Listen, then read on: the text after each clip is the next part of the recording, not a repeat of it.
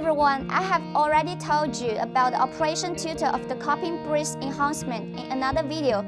The next frequently asked questions are also concerned by many people.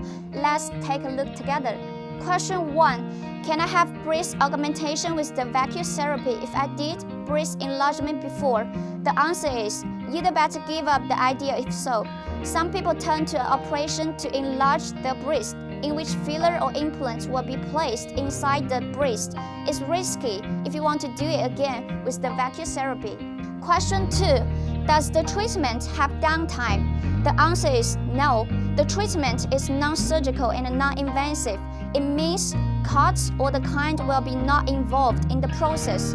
Therefore, you don't need rest after treatment and you can go back to your regular work and life right away. Question 3. How long does a session with a vacuum therapy machine last? The answer is usually.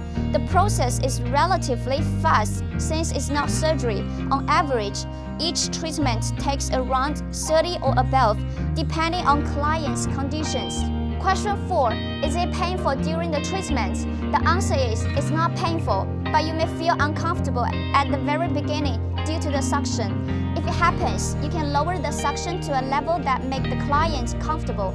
Generally speaking, you may feel relaxed during the whole treatment. Question 5. Is the effect long-lasting? The answer is it's not permanent. Only surgery like implants or fillers can generate a long-lasting impact. However, the effect of this vacuum therapy varies from person to person. Therefore, you have to stick to the treatment. The case is that the more treatment you take, the better and the more prolonged the result. Question 6. Does it have any side effects on the body? The answer is the common side effect is redness. A treated part may turn red. It is a normal phenomenon and it will vanish soon. Don't worry about it.